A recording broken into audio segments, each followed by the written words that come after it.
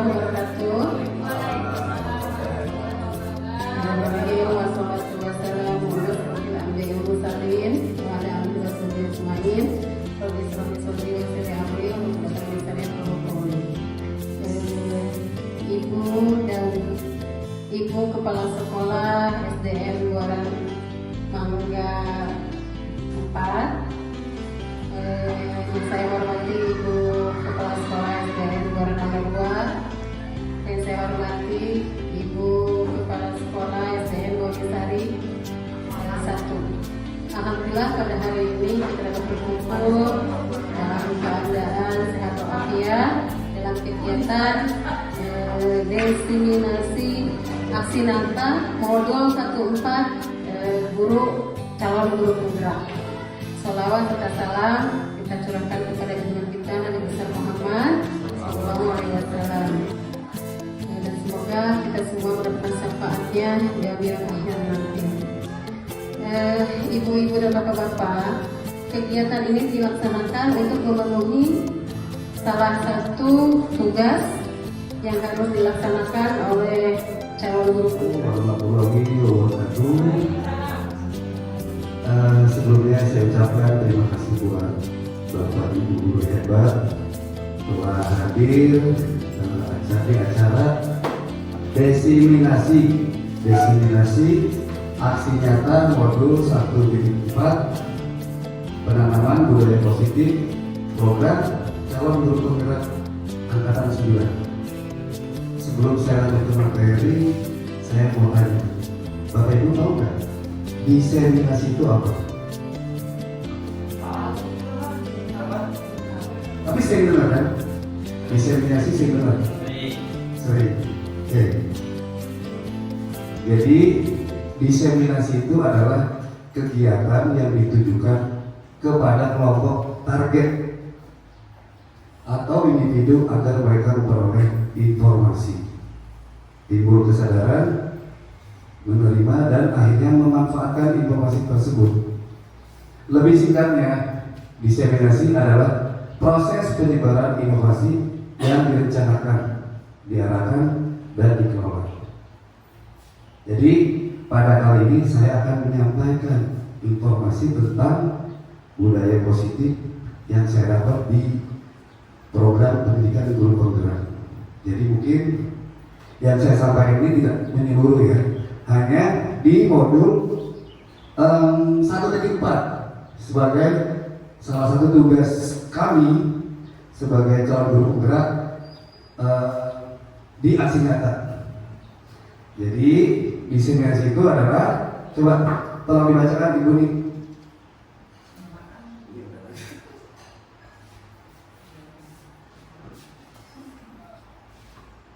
Desiminasi adalah suatu kegiatan yang ditujukan kepada kelompok target atau individu agar mereka memperoleh informasi, timbul kesadaran, menerima, dan akhirnya memanfaatkan informasi tersebut. Lebih singkatnya, desiminasi adalah proses penyebaran inovasi yang direncanakan, diarahkan, dan dikelola. Jadi pada hari ini saya akan melakukan diseminasi tentang apa yang saya dapat kemarin selama 2 bulan di program calon guru penggerak. Mungkin kalau dijabarkan satu persatu lumayan lama, tapi untuk kali ini tentang budaya positif. Di sini budaya positif itu banyak ya, ada disiplin positif, motivasi perilaku manusia, kebutuhan dasar manusia, 5 posisi kontrol, keyakinan kelas, segitiga restitusi, dan perubahan paradigma belajar. Nah, ini mungkin yang ada di modul 1.4 ada 6 poin. Jadi yang pertama saya jelaskan mungkin tentang disiplin positif atau budaya positif. Nah, mungkin secara nggak sadar ya, Bapak Ibu di sekolah itu selalu menerapkan hal-hal positif. Contoh, selalu menjaga kebersihan. Terus kegiatan kegiatan religius. Contohnya, mungkin kalau di sekolah saya ada yang namanya kegiatan Yasinan, betul. Apa Bu? Dua, apa lagi coba? Hal-hal positif yang sering kita lakukan atau pernah kita lakukan. Ya, itu masuknya ke religius ya. Apalagi coba? Baca bersama, betul. Jadi, sikat gigi, nah itu semua adalah budaya-budaya positif yang secara nggak langsung kita tuh sebenarnya sudah sering lakukan gitu ya. Jadi nilai-nilai keyakinan dan kebiasaan-kebiasaan di sekolah yang berpihak pada murid agar murid dapat berkembang menjadi pribadi yang kritis, penuh hormat dan bertanggung jawab. Jadi mungkin kita sudah sering namanya budaya positif di sekolah, mungkin Bapak Ibu nggak sadar ya.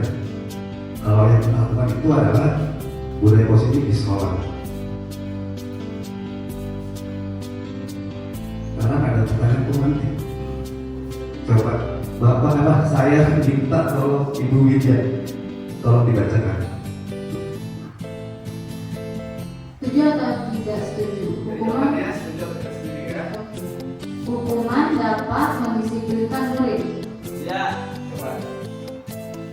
Hukuman dapat mendisiplinkan murid. Setuju nggak Bapak Ya, Ibu? setuju. Tidak setuju. Kenapa? Karena tidak semua hukuman itu akan mendisiplinkan murid. Karena ketika mereka dihukum, dia merasa bahwa mereka itu gagal sehingga apa yang dia lakukan itu tidak terulang lagi. Karena merasa tidak dihargai lah. Jadi intinya hukuman dapat mendisiplinkan murid. Tidak setuju ya, karena murid merasa tidak dihargai. Ada yang lain pendapatnya? Ibu Dian mungkin? Tidak apa? Coba. Kalau menurut saya setiap hukuman dapat mendisiplinkan murid, tidak selalu tidak edukasi menurut saya. Kalau hukuman itu untuk mendisiplinkan murid, ya bisa seperti Pak Said tadi bilang, nanti akan timbul rasa dendam sama murid itu. Terus dia akan berulang lagi, bisa lebih parah karena merasa hukuman doang gitu. Jadi tidak mendidik menurut saya. Ya. Atas tanggapannya yang lain, bagi silakan. Untuk sekarang tidak ada hukuman, tapi kesepakatan bersama kelas. Ya. Jadi seandainya telah masuk, kesepakatan mereka apa? Guru cuma memberikan kesepakatannya apa? Jadi dia udah tanggung jawab sendiri. Jadi intinya Kesepakatan kesepakatan. bersama di kelas. Oke. Jadi setuju atau tidak setuju hukuman dapat mendisiplinkan murid? Betul, jawabannya tidak setuju karena tidak semua hukuman itu bisa mendisiplinkan anak. Ya, ada sisi negatif sama positif, cuman lebih banyaknya banyak yang negatif. Yang kedua, coba tolong Ibu Min baca Min. Hukuman dengan hal positif seperti membaca buku atau menyiram tanaman akan meningkatkan disiplin murid. Betul. Ya, menurut ini setuju atau tidak setuju? Setuju. Alasannya?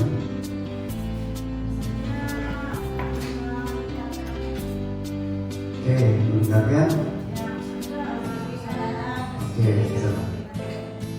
Dari yang lain coba ada nggak tanggapan? Setuju atau tidak setuju? Membaca hukuman dengan hal positif seperti membaca buku atau menyiram tanaman akan meningkatkan disiplin murid. Setuju atau tidak setuju?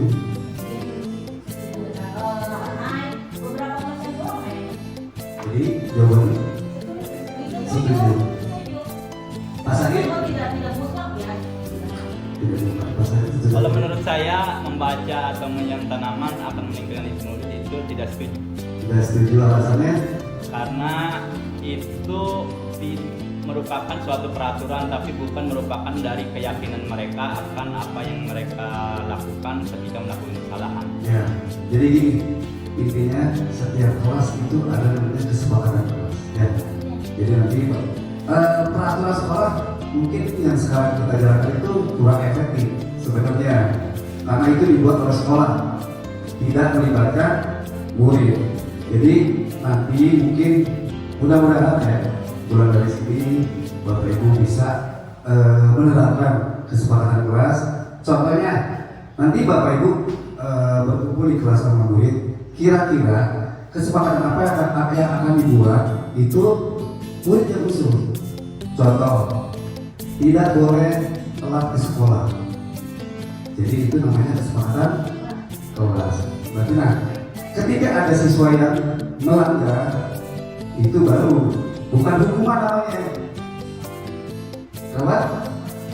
Kesepakatan ya. Ketika ada siswa yang melanggar kesepakatan kelas yang mereka buat, jadi nanti bukan hukuman yang mereka dapat, tetapi konsekuensi. Nanti kita lanjut lagi ya, ada konsekuensi, ada hukuman. Jadi intinya yang dua itu tidak setuju ya, karena tetap yang namanya pelanggaran itu berarti siswa tersebut telah melanggar kesepakatan kelas. Lalu poin ketiga, coba Ibu Dian tolong dibaca.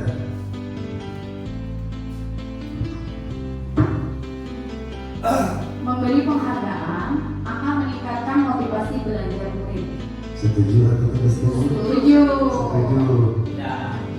Setuju. Setuju. Alasannya? Alasannya, dengan dihargainya itu dia bisa menjadi lebih semangat lagi belajar meningkat lagi semangat. Kalau saya tanya balik, ketika anak tidak ada penghargaan, apakah mereka mau belajar?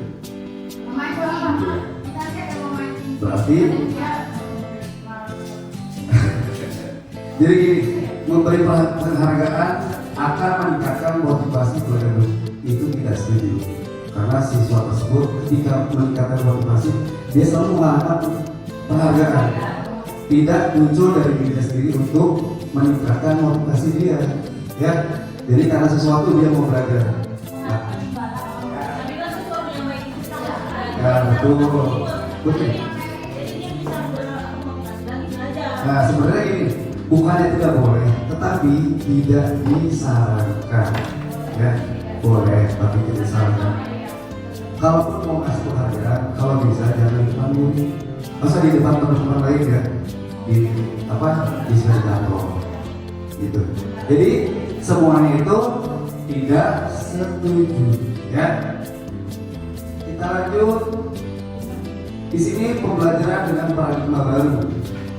Pembelajaran dengan paradigma baru berfokus pada pembelajaran berpihak pada murid. Sesuai dengan prinsip Ki Hajar Dewantara yang saya dapat ya, yang saya tahu. Jadi salah satu pembelajaran itu harus berpihak pada murid, bukan pada guru. Melalui pembelajaran terdiferensiasi sehingga murid belajar sesuai dengan kebutuhannya pada tahap perkembangan untuk mewujudkan profil pelajar Pancasila. Apa aja coba profil pelajar Pancasila? Ya, pertama beriman,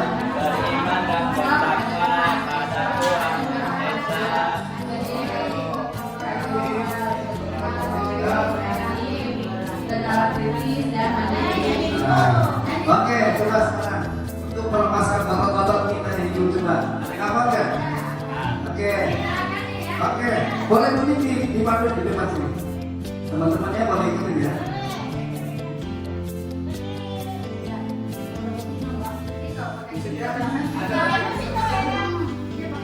Oh, pakai musik. Gak usah ya. Gerakan ya. Sampai berdiri nggak? Oh, sampai berdiri coba.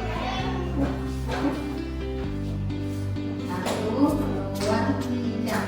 Belajar Pancasila, beriman dan bertakwa pada Tuhan Yang Esa dan berakhlak mulia, berkebijakan luar, gotong royong mandiri, kreatif dan berkreasi. Boleh sekali lagi.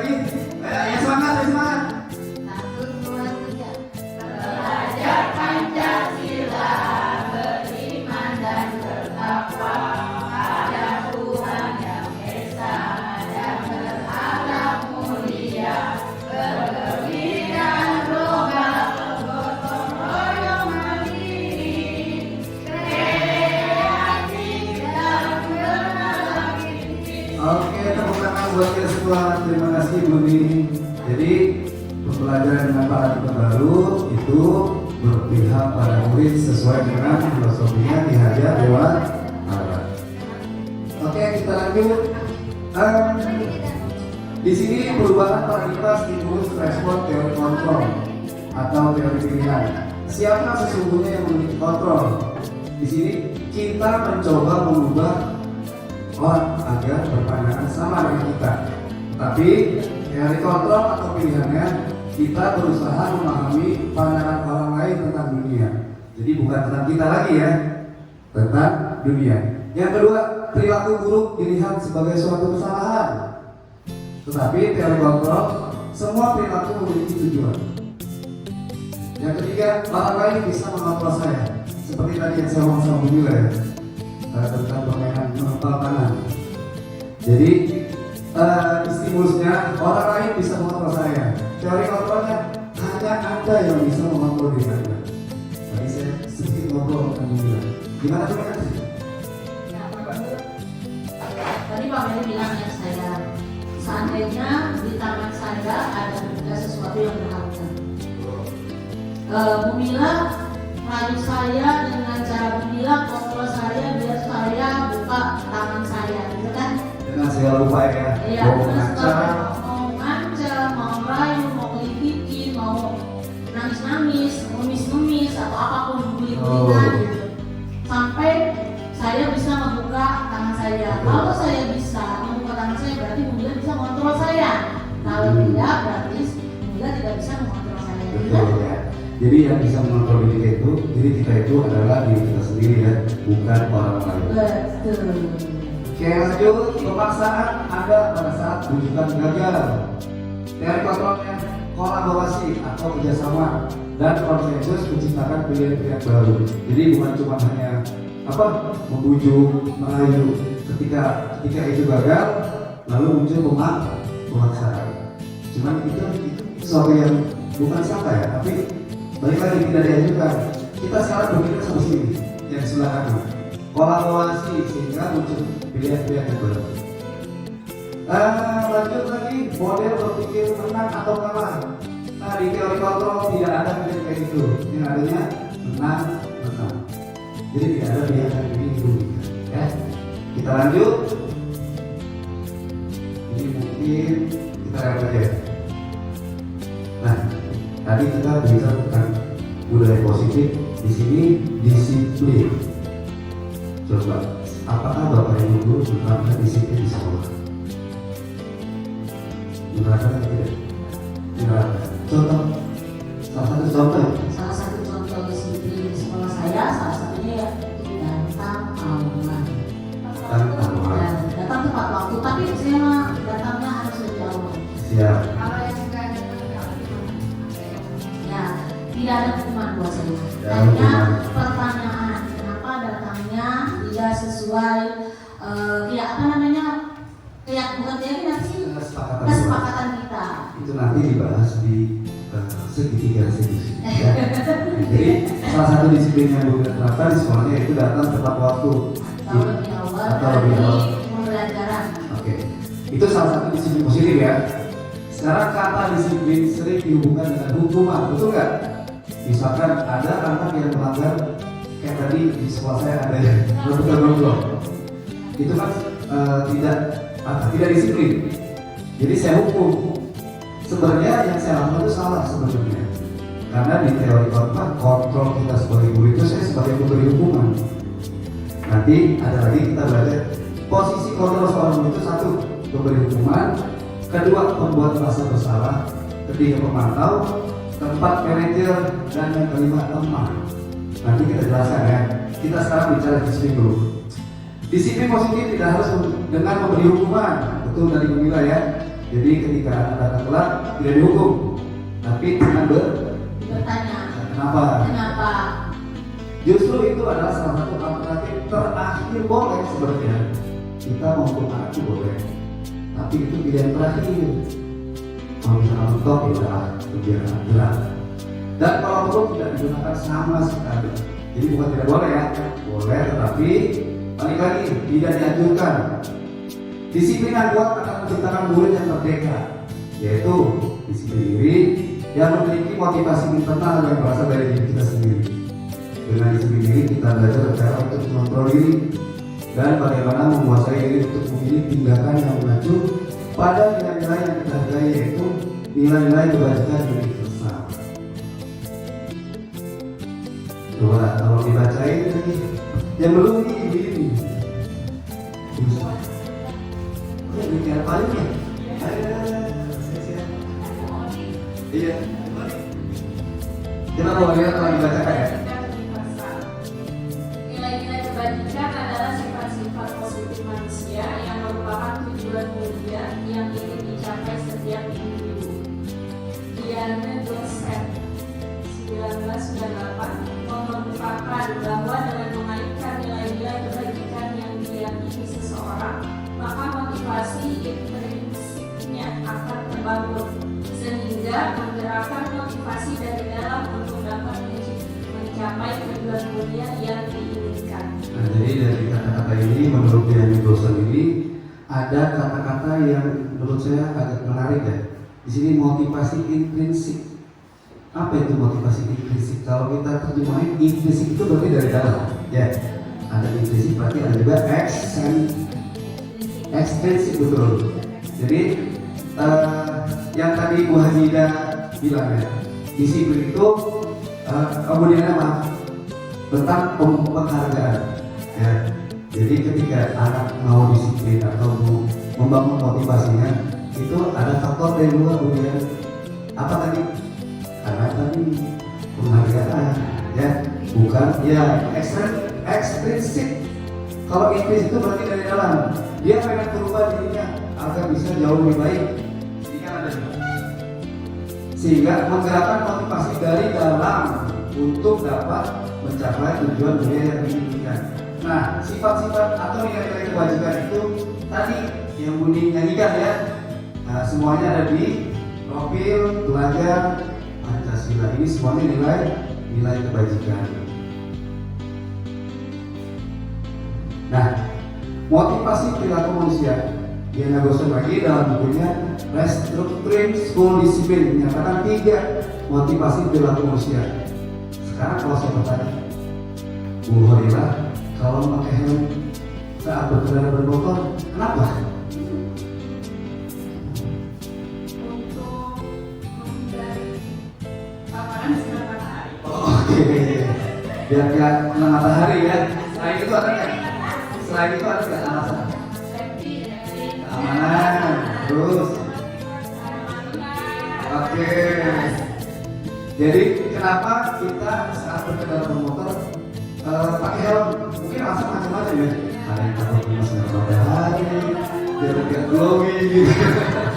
Ada yang takut ditilang, ada yang apa lagi tadi? Kemudian tadi, menanti peraturan.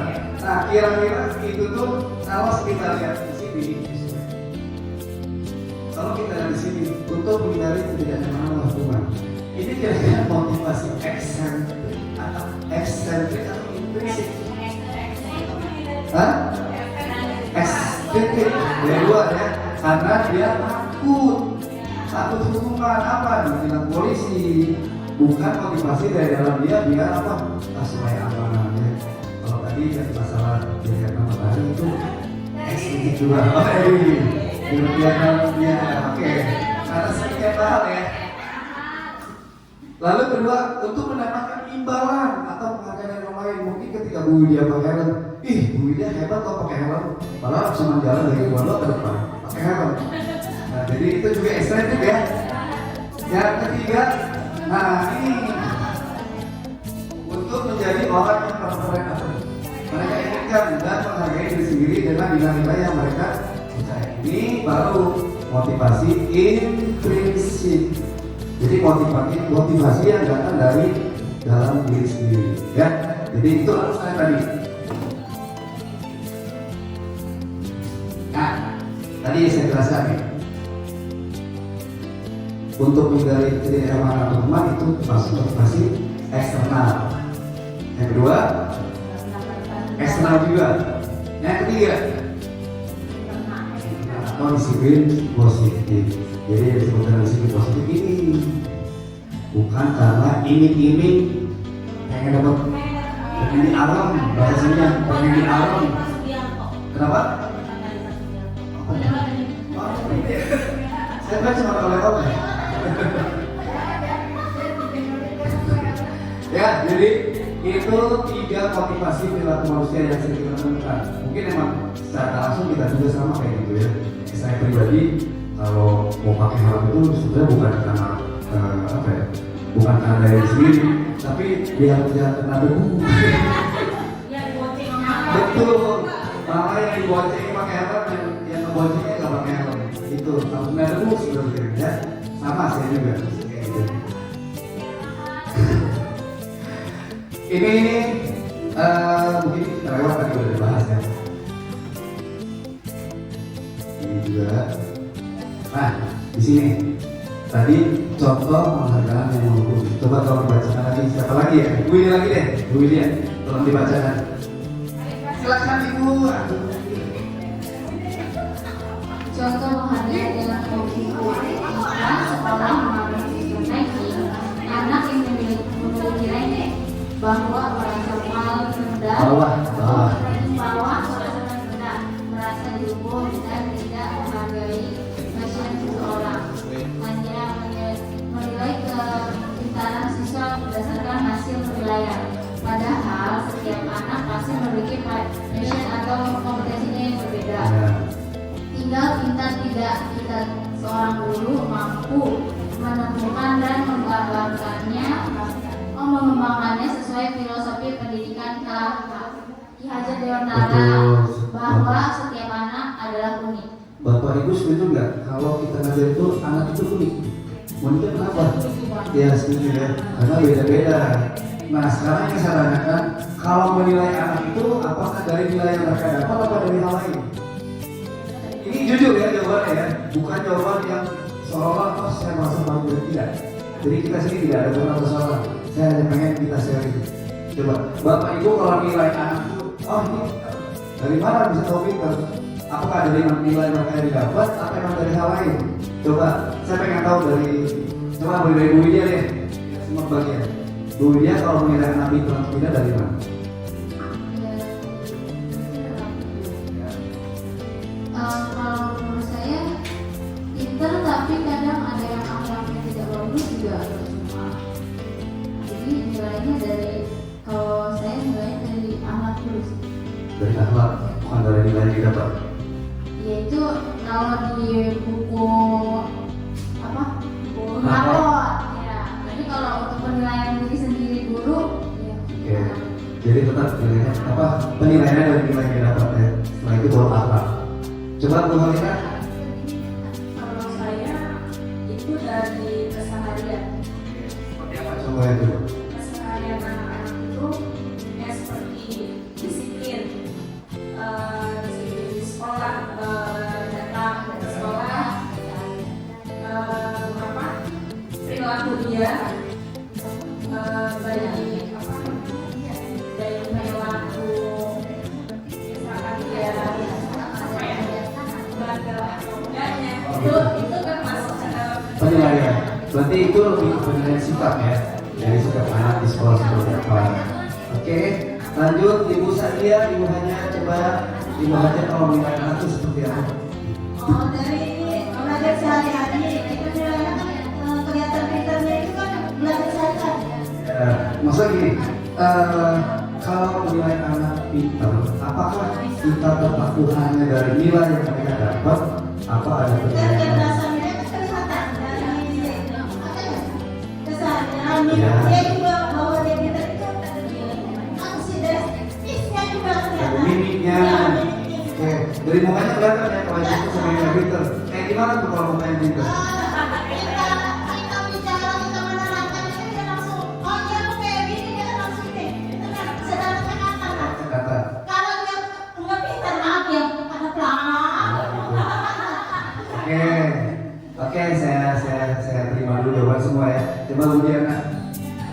Jadi keseharian juga sih ya, kita kasih penjelasan, dia memperhatikan, terus dikasih tugas yang baik, terus setiap harinya dia dengan disiplin, ya dari situ aja sih. Oke. Bu Hayat yang baru datang silahkan minta pendapatnya. Ini dia ada hal kita saya. Kurang lebihnya sama kayak pendapatku yang sama guru-gurunya. Dari penilaian dan juga perjalanan di kelas, apakah dia nyambung dan bisa menjelaskan gimana. Oke, terima kasih Ibu Saada.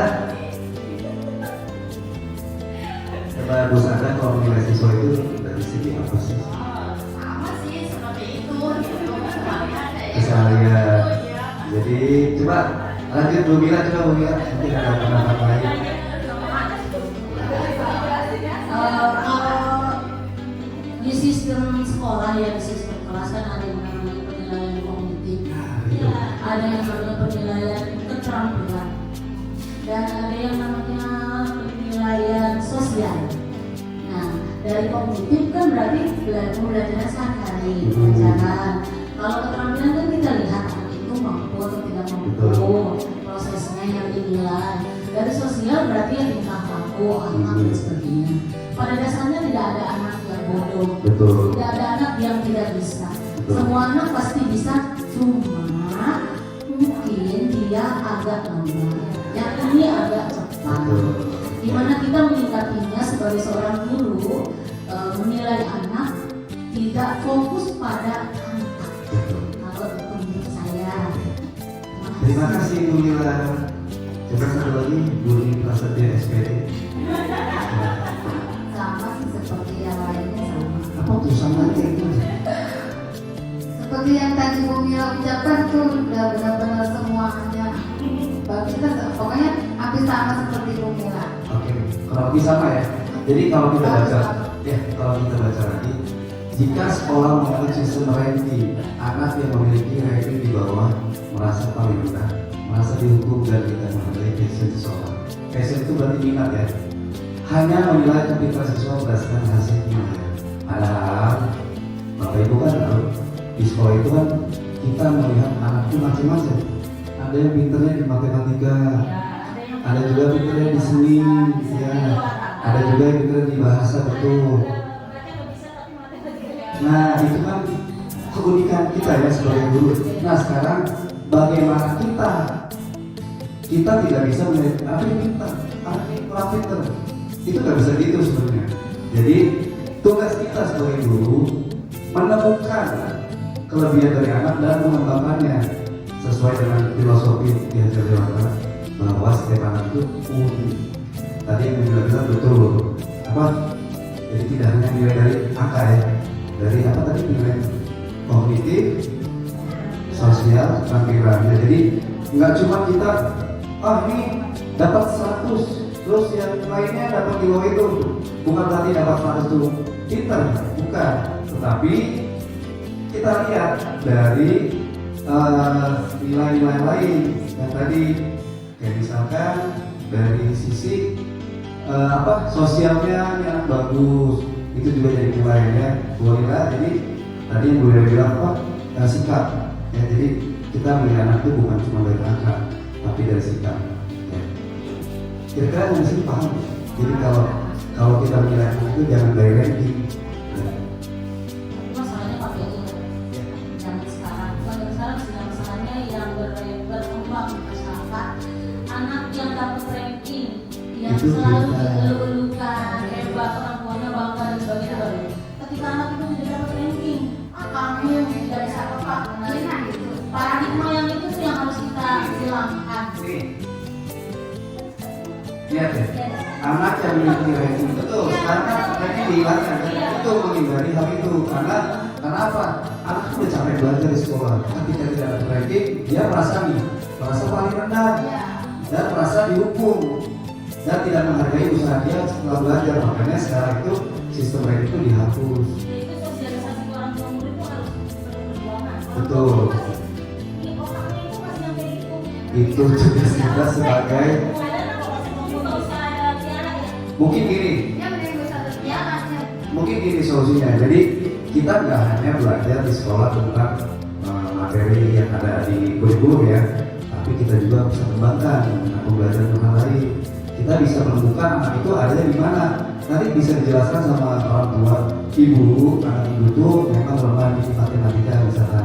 Tetapi, kasih pengertian kayak gitu aja. Soalnya kalau kita ngomongin anak tua itu memang agak susah ya, butuh waktu. Bagi pengalaman dulu sebentar ya. Boleh. Tahun sebelumnya, sebelum datang ke rumah, saya memang sudah tanya itu ke anak karena setiap tahun saya ngajar. Saya punya murid namanya si Inaya, tahu gak tuh?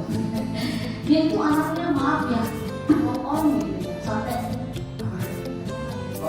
ya, pelajaran yang lain dia kurang, pelajaran yang lain dia, tapi kalau menghafal agama, menghafal itu paling sudah di tangannya.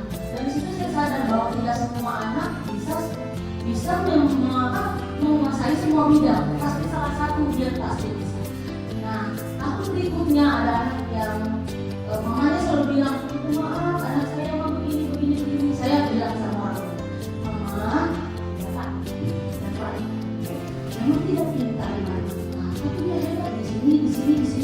Ya. Banyak hebatnya. Jadi saya malah apresiasi itu kata saya itu. Nah, sampai sekarang yang aku cuma menilai doang yang bilang seperti itu. Ya. Tapi kadang-kadang di luaran beda. Kadang-kadang kan orang tua melihatnya dari ranking. Ya masing-masing gitu Pak. Oh padahal mah kayak itu masih Iya, kan sekarang ini mulai kapan sih dari itu dihapus ya Bu? Masih KM ya? Iya, karena emang hal itu banyak kontroversi kalau masalah, karena ketika anak dapat ranking 1 dan tidak dapat ranking itu pasti sudah ada, wah berarti kamu pintar, berarti kamu kurang pintar, ya itu makanya dihapus. Karena mereka nggak tahu kalau setiap anak itu memiliki keunikannya sendiri. Kita lanjut ya.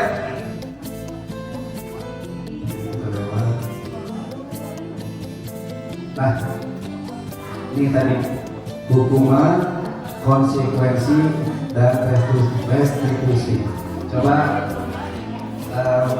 Ibu Widya mencatat 100 kali dalam buku kalimat saya tidak akan terlambat lagi karena terlambat ke sekolah. Menurut Bu Widya itu hukuman atau konsekuensi? Kita catat ya, hukuman. Coba ingat jawaban hukuman. Bu Holila, lari mengelilingi lapangan basket 2 kali karena terlambat dari sekolah. Apa hukuman atau konsekuensi? Hukuman. Bu Diana, murid diminta untuk push up 15 kali karena tidak menggunakan masker di sekolah. Hukuman atau konsekuensi? Hukuman.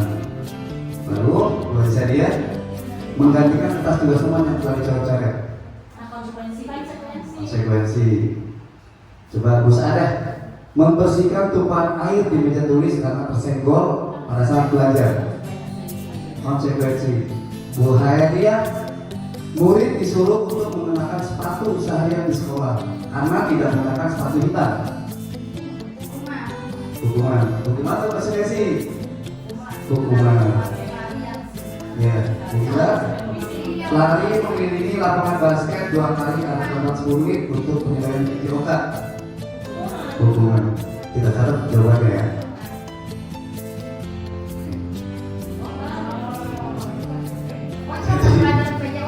Iya, jadi gini. Kalau hukuman saya sih jauh singkat ya. Kalau hukuman itu lebih ke fisik. Ya. Tadi yang jawab hukuman sepertinya sudah paham ya perbedaan hukuman dan konsekuensi. Jadi kalau yang punya tadi lari mengelilingi lapangan basket 2 kali, karena apa? Dia kan lagi berolahraga. Ya, jadi gini, kalau hukuman yang lebih ke fisik, tapi konsekuensi lebih ke psikis. Nanti kita lihat. Nah, di sini perbedaannya. Hukuman sesuatu yang menyakitkan harus terjadi, tapi kalau konsekuensi sesuatu harus terjadi karena sesuai dengan tadi keyakinan atau kesepakatan kelas. Lalu membuat anak sakit fisik maupun hati untuk jangka waktu yang lama, ya. Nah, kalau konsekuensi benar, tapi bukan sakit, tapi tidak nyaman. cuma dalam jangka waktu pendek. Nah, sadar karena dia selalu melakukan kesalahan. Yang ketiga, anak membenci kedisiplinan. Jadi kalau anak dihukum kan yang ada juga bukan yang malah makin disiplin, malah malas, malah benci sama gurunya. Saya pribadi jujur, saya akui, saya paling benci sama guru. Karena sering mengukur anak tanpa harus nggak ampun ya. Iya, saya salah, makanya saya bilang di sini, ya. Tadi anak membenci disiplinan, di konsekuensi anak menghargai disiplin karena itu merupakan kesepakatan kelas yang mereka buat. Hukuman itu paksaan, tapi kalau konsekuensi stimulus, rangsangan atau tanggapan, bukan paksaan ya. Lalu mendorong anak menyakiti diri sendiri, tapi kalau konsekuensi mendorong anak agar mudah menyesuaikan diri. Mungkin Bapak Ibu bisa baca semua di sini ya, perbedaan hukuman dan konsekuensi. Kira-kira ada yang masih ragu nggak? Ada yang masih bingung nggak di pernyataan perbedaan hukuman dan konsekuensi? Apa sudah paham? Sudah paham ya, sudah tahu. Karena tadi saya lihat jawabannya sudah betul, cuma ada kekurangan yang salah. Ini sudah lebih hebat. Nah, satu lagi, restitusi. Ini yang baru kemarin saya praktekkan bagi ya di sekolah. Jadi restitusi adalah proses menciptakan kondisi bagi murid untuk memperbaiki kesalahan mereka, sehingga mereka bisa kembali kepada kelompok mereka dengan karakter yang lebih kuat. Restitusi juga merupakan proses kolaboratif yang mengajarkan murid untuk mencari solusi untuk masalah mereka dan membantu murid berpikir tentang orang seperti apa yang mereka inginkan dan bagaimana mereka harus memperlakukan orang lain. Ini restitusi. Nah, di sini tadi sudah sama ya. Tadi kan hukuman sesuatu yang menyakitkan, sesuatu harus terjadi. Restitusi merupakan pilihan. Jadi nanti saya langsung ke kasus nyata aja ya. Jadi kalau restitusi seperti apa nanti ada kasus kebetulan kemarin saya baru bikin tugas demonstrasi konseptual tentang restitusi. Jadi kasus-kasus di sekolah itu sudah pasti terjadi. Ini sudah lanjut. Nah ini ciri-cirinya apa? Bukan untuk menebus kesalahan, namun untuk belajar dari kesalahan. Memperbaiki hubungan, tawaran, paksaan. Restitusi menuntut untuk melihat ke dalam diri. Restitusi mencari kebutuhan dasar yang mendasari tindakan. Restitusi adalah cara yang paling baik. Fokus pada karakter bukan tindakan, fokus pada solusi dan mengembalikan murid yang berbuat salah pada kelompoknya. Nanti jelasnya kita lihat di praktek. Nah, keyakinan kelas tadi saya sudah bahas. Mengapa tidak peraturan kelas saja Pak? Mengapa harus keyakinan kelas? Keyakinan kelas berbeda dengan peraturan kelas. Coba Ibu Saadah itu di sekolahnya ada peraturan sekolah nggak sih? Ada. Dari mana peraturannya? Beli-beli ya? Dari sekolah. Ingat nggak peraturan itu apa ya? Salah satu ini saya pengen tahu data 40 terus memakai saya. Jadi gini, ibu pernah lihat ya peraturan itu suka ada kata-kata tidak boleh dan tidak boleh dan melanggar misalkan ya, atau tidak boleh semuanya menggunakan kalimat negatif kan, tidak boleh atau jangan. Nah di keyakinan kelas itu kita rubah dari yang negatif menjadi positif. Contoh tadi apa? Tidak boleh datang terlambat. Kita rubah kalau di kelas hadir tepat waktu. Lagi jangan membuang sampah sembarangan. Jangan negatif ya. Coba buanglah sampah pada tempatnya. Ada lagi dengan kalimat positif coba. Kalau buang sampah pada tempatnya kayaknya masih agak memaksa ya, kayak dulu. Coba membuang sampah. Kalau kayak ini, kalau kemarin saya dapat buang atau ini kebersihan itu kan secara langsung seluruh mereka menyuruh untuk buat bersih kan, hidup bersih kan. Jadi jaga kebersihan bisa, jaga kebersihan. Coba apa lagi? tidak boleh apa lagi ya? Tidak boleh makan. Berarti kalimat positifnya apa? Istirahat. Iya, betul. Jadi kita rubah dari yang negatif menjadi positif. Itu keyakinan kelasnya. Beda sama peraturan. Seluruh murid berkontribusi mencurahkan pendapatnya dan menggunakan kalimat positif yang membuat nilai-nilai kebajikan untuk dapat terdapat di Microsoft. Kira-kira nilai kebajikan dari misalkan buang sampah, apakah ada tempat waktu, kira-kira nilai kebajikannya apa? Ya tadi kan ada tuh, ada disiplin, ada empati, ada saling menghormati, ada apa lagi? Coba kira-kira kalau ada tempat waktu nilai kebajikannya apa? Disiplin. Terus kalau misalkan tidak boleh atau buang sampah, itu kira-kira nilai kebajikannya apa? Kebersihan ya, jadi macam-macam sesuai dengan keyakinan kelas yang sudah kita buat. Itu ujung-ujungnya pasti ada nilai kebajikan, bukan cuma asal nulis aja gitu, tapi kita mempunyai tujuan yaitu nilai-nilai kebajikan. Keyakinan kelas akan mendukung motivasi intrinsik. Tadi motivasi yang ada apa? Yang datang dari dalam diri sendiri ya. Kembali ke nilai-nilai atau keyakinan lebih menggerakkan seseorang dibandingkan mengikuti serangkaian peraturan-peraturan. Jadi keyakinan itu didukung oleh motivasi dari dalam tubuh peserta didik. Ya, boleh. Sebenarnya sama sebenarnya. Cuma keyakinan itu apa yang anak yakini. Nah, ketika mereka yakini dikeluarkan, misalkan coba kalian meyakini apa? Oh, misalkan saya pengen ini Pak, lalu dibuat kesepakatan kelas. Jadi sebenarnya keyakinan kelas itu bagian dari kesepakatan kelas. Cuma kesepakatan kelas itu udah dalam bentuk apa ya? Bukan peraturan. Iya, jadi keyakinan atau kesepakatan sama-sama disepakati sama anak, dan itu datangnya dari diri anak.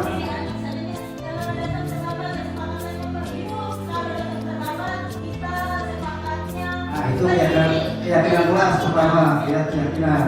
Ketika itu dikeluarkan dan yang harus setuju, nah ya nanti ada konsekuensinya.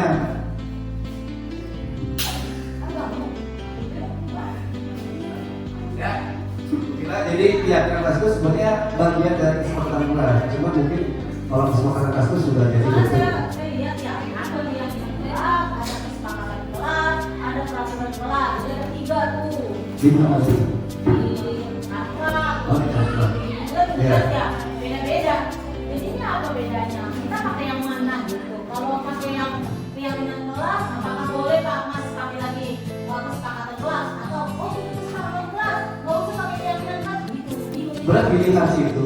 Yang penting isinya itu memang keluar dari keyakinan atau kesepakatan dari masing-masing anak itu. Nggak cuma itu peraturan itu nggak cuma kita buat sendiri, tapi anak-anak juga dilibatkan ya.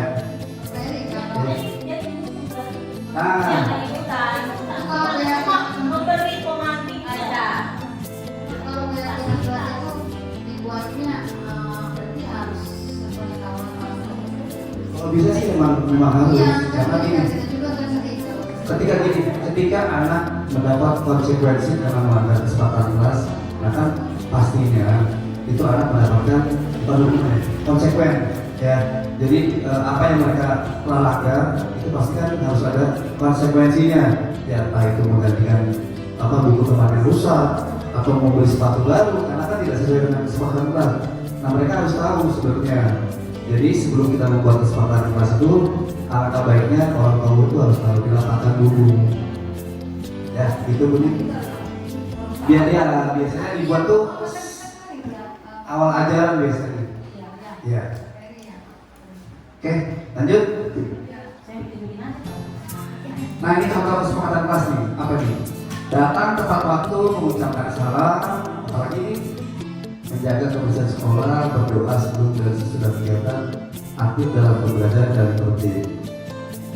Ya, jadi ini salah satu contoh kesepakatan kelas. Jadi sekarang tidak ada lagi peraturan kelas yang isinya negatif semua.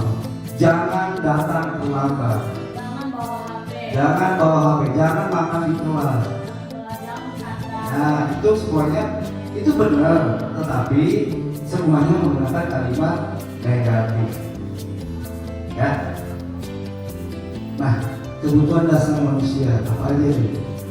Kasih sayang dan merasa diterima, penguasaan, kebebasan, kesenangan dan bertahan hidup. Ini 5 kebutuhan dasar manusia. Ini kita skip aja. Nah, di sini 5 posisi kontrol. Kira-kira kalau berterima sama diri sendiri, ibu-ibu itu ada di mana nih? Ada penghukum, membuat rasa bersalah, teman, pemantau, dan manajer. Coba dibaca ininya sambil nanti saya tanya kira-kira ada di posisi mana. Kalau saya pribadi saya ada di sini. Biasanya yang bisa menilai kita itu anak-anak ya. Ada kamu gimana? Ya. Sekarang sebenarnya kalau saya anak sih, apa yang sudah dilakukan Buni itu sudah sesuai nggak sama posisi kontrol?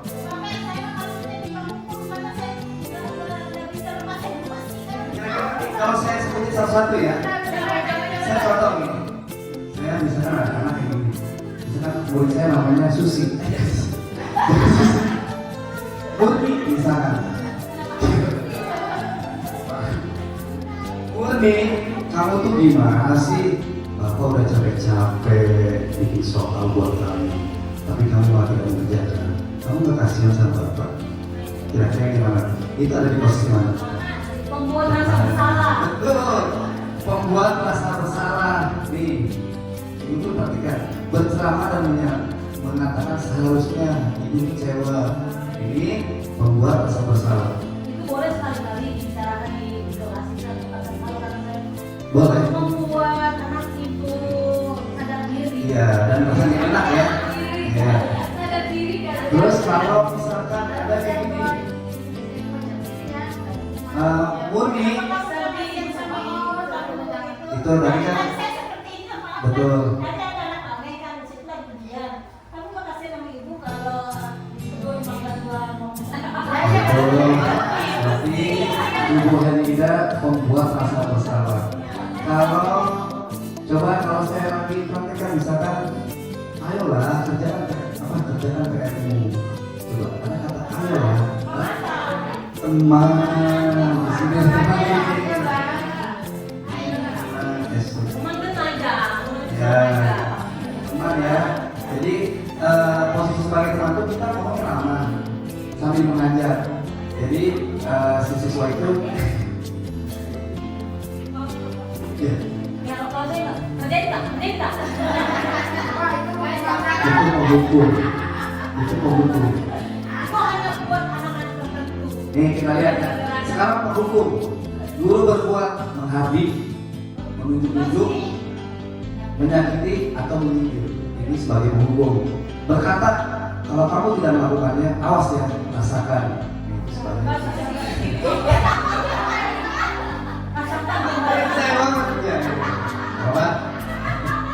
Lalu hasilnya memberontak, menyalahkan orang lain, berbohong.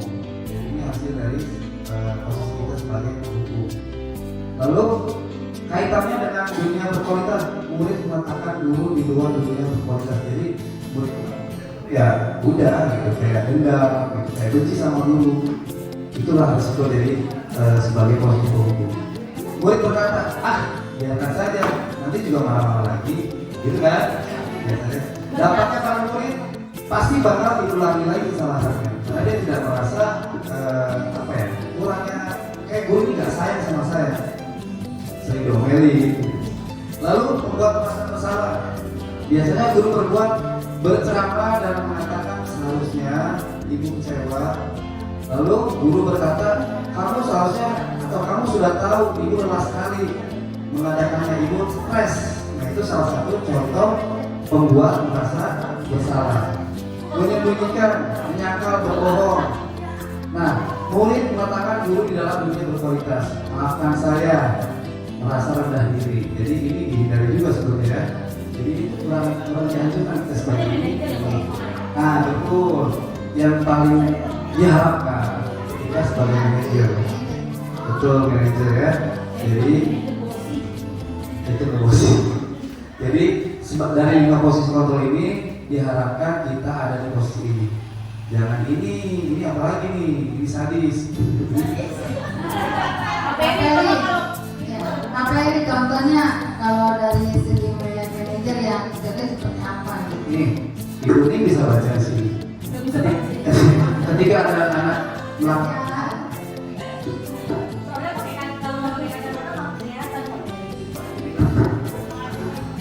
jadi di sini kalau kita sebagai posisi manajer, ketika ada anak buat salah, kita panggil. Misalkan dipanggil, kamu tahu tidak tugas kita seperti apa? Tahu Pak? Apakah kamu meyakininya? Iya Pak. Kamu tahu konsekuensinya apa? Tahu Pak. Jadi kita tanya dulu, cari tahu penyebabnya dan kita cari solusi. Misalkan si anak itu berantem, jadi kita balikin, kamu tuh nggak salah, semua orang juga pasti bakal melakukan hal sama. Bapak pun kalau ada di posisi kamu pasti bakal seperti itu. Jadi solusinya, kamu tahu solusi seperti apa? Iya Pak. Apa tuh? Saya akan minta maaf apa? Jadi dipanggil ke kantor, nanti ada di segitiga restitusi. Ya, jadi kalau sebagai manajer itu tidak menyalahkan anak, tapi kita cari solusinya dan anak memvalidasi tindakan dia itu salah. Misalkan saya balik ini, Bapak dengar ini tadi berantem di Sanggila. Ketika Bu ini jawab betul Pak, itu sudah valid. Ya. Apa yang kamu lakukan? Iya Pak, tadi saya mendorong Mila sampai jatuh. Terus saya tanya lagi, kamu tahu ya kamu lakukan itu salah? Tahu Pak. Nah, kira-kira kalau salah, apa yang kamu lakukan? Minta maaf. Nah, itu salah satu bentuk jadi manajer. Tapi kalau menghukum, nih, kamu tadi dorong Mila ya? Iya Pak. Pergi sana kamu. Itu sebagai, ya, itu sebagai, saya cuma, itu sebagai hukum ya. Jadi kalau sebagai manajer yang tadi saya mungkin kurang lebih seperti itu. Cuma kalau mau pendekatan dulu, apa yang dia lakukan itu benar apa enggak, terus kita jangan mengacu dia. Oh Bapak juga sama, kalau pasti kalau misalkan kamu dicontek, Bapak juga bakal marah. Ya jadi yang kamu lakukan itu sebenarnya tidak salah, tapi jangan diulangi lagi ya. Kayak gitulah ya. Itu sebagai manajer. Tidak menyalahkan tapi memvalidasi nanti benar apa tidak. Ketika dia ngaku, kita bandingkan. Oh Bapak juga sama kayak gitu. Kalau dia nggak ngaku, Karena nanti dipakai ya ininya satu lagi. Jadi kita nggak manggil dua-duanya itu apa? Keluar hukumnya nanti. Ada lagi tahu dia. Ibu saya Teori bagus ya. Ya. Teori bagus kenyataan. Bisa. Segitiga restitusi. Nah di sini dari 5 posisi kontrol tadi, pastilah kita selalu menemukan kasus-kasus anak berantem ya, berantem atau ada masalah lain gitu. Jadi kita pakai segitiga restitusi itu sebuah proses dialog untuk menuntut murid memperbaiki kesalahan yang dilakukannya sehingga murid menjadi mandiri dan tanggung jawab dalam memaknai kesalahan sebagai suatu pembelajaran. Jadi tadi tahapannya ada 3. Jadi 1, menstabilkan identitas. Artinya mengajak murid untuk kembali ke kondisi tenang dan suasana hati di mana kita bisa melakukan penyelesaian masalah. Contohnya tadi ya, misalkan Widya, tadi Bapak dengar kamu berantem sama Lila. Iya Pak. Terus kenapa? Iya Pak, Lila pakai isi saya atau apalah gitu ya. Terus kira-kira kalau kita dipanggil terus ditanya seperti itu, bakal tenang gak sih kita? Tenang kan? Walaupun yang dicari suruh ngaku karena kesalahan yang dia buat. Nah itu menstabilkan identitas. Yang kedua, validasi tindakan yang salah. Tadi, benar apakah tadi kamu mendorong Lila? Betul Pak. Nah, ketika sudah valid, ya. Lalu menanyakan keyakinan. Ketika Widya bikin salah, saya tanya, kamu tahu nggak keyakinan kita di sekolah apa? Tahu Pak, menghormati sesama teman. Yang kamu lakukan kira-kira sesuai nggak? Tidak Pak. Apa yang kamu lakukan? Minta maaf. Nah, itu namanya menanyakan keyakinan yang sudah dibuat. Yaitu dari langkah-langkah dari segitiga restitusi. Mungkin biar gampang saya kasih contoh ya.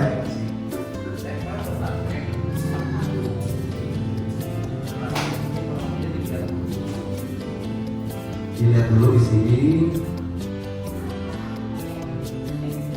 Kue. Ya, itu kue. Kue habis. Nah ini.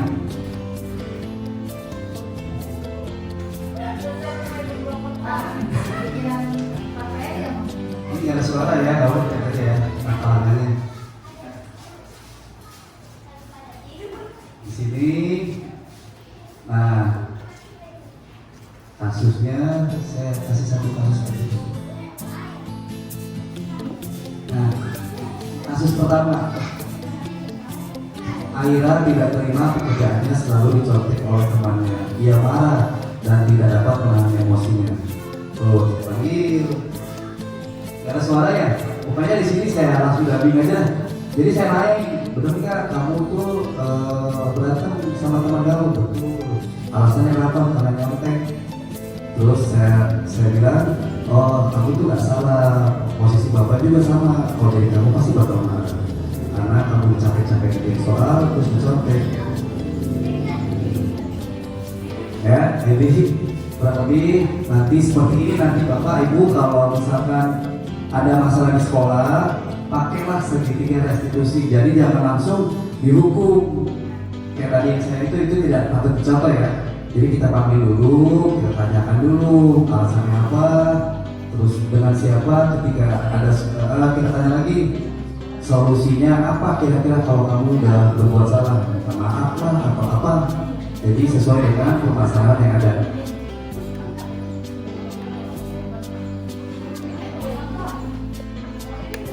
Udah nonton ya? Oh iya, ya. Kurang lebih seperti itu ya, segitiga restitusi ya. Jadi kita mengingat waktu, kita lihat. Ini. Jadi berstabilitas, guru berkata, berbuat salah itu hal yang manusiawi. Tidak ada manusia yang sempurna. Jadi kita balikin lagi, biar anak itu tidak merasa dia melakukan kesalahan besar banget sampai akhirnya dia merasa rendah diri atau malu. Jadi kita sesuaikan dengan keadaan di mana kita juga sama, kita pernah berbuat salah. Lalu validasi tindakan salah itu, kamu bisa saja melakukan hal yang buruk, tapi kamu tidak melakukannya. Kamu pasti punya alasan. Jadi validasi tindakan yang salah yang tadi saya perhatikan sama dia ya. Betul kan kamu memukul teman kamu? Betul Pak. Dan nanti saya tanya alasannya seperti apa. Lalu keyakinan. Nah ini ujung-ujungnya pasti banyak keyakinan kelas.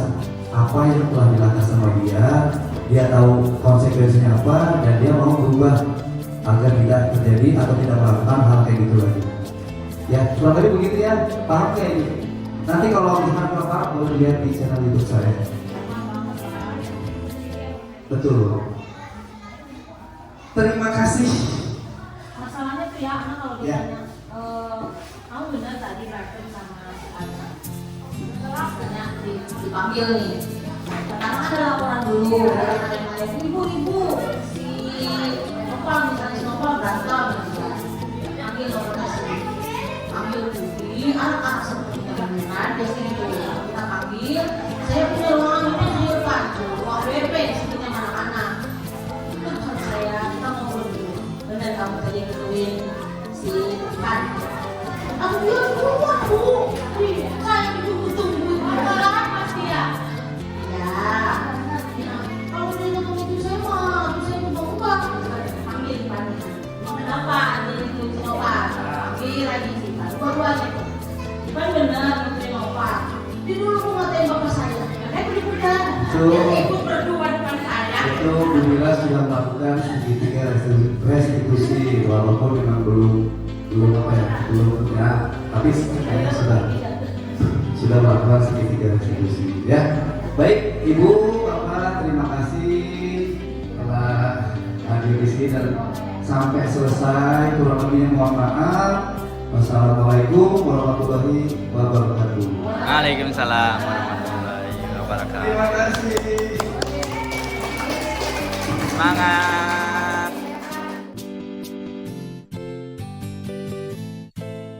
Saya mengikuti mengikuti kegiatan ini, saya menjadi paham tentang budaya positif, diseminasi budaya positif, karena pemaparan Pak Peri sangat gamblang dan mudah dicerna.